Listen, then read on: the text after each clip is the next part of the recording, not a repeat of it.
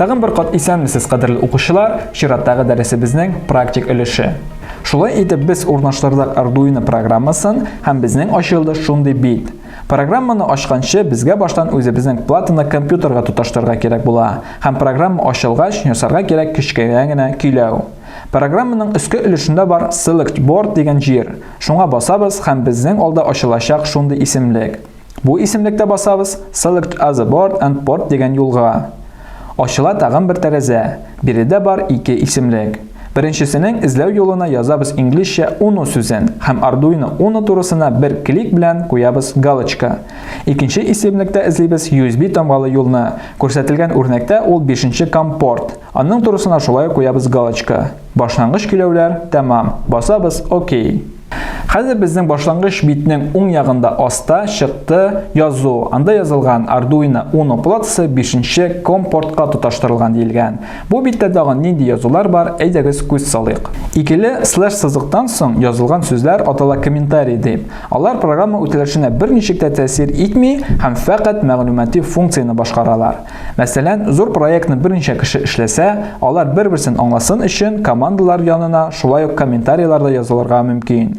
Гомумән алганда, программаның 2 өлештән торганын күрә алабыз. Беренчесе атала void setup дип, икенчесе void loop дип. Аларны без функция дип тә исемли алабыз. Барлык язылган программаны әйтәләр sketch дип.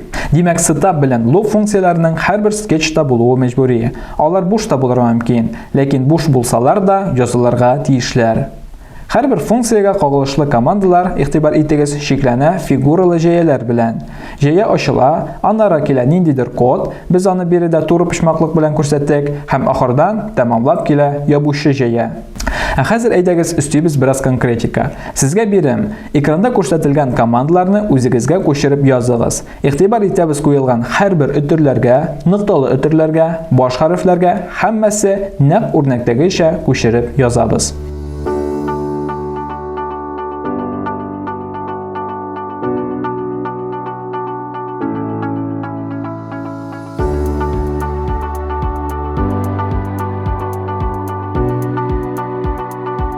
Программа язылып беткәч, сул якта өстә басабыз галочкага, безнең командалар тикшереләчәк. Һәм барысы да дөрес булса, укка басып, скетчны саклыйбыз платаның хәтеренә. Нәтиҗәдә безнең платада бер лампочка менә шулай янып-сүнеп тора башларга тиеш. Әгәр дә ниндидер хаталар чыкса, янә тикшереп чыгыгыз. Әйткәнемчә, барлык өтерләр, нокталар, җәяләр, баш һәм юл хәрефләр безнең үрнәктәге кебек булырга тиеш.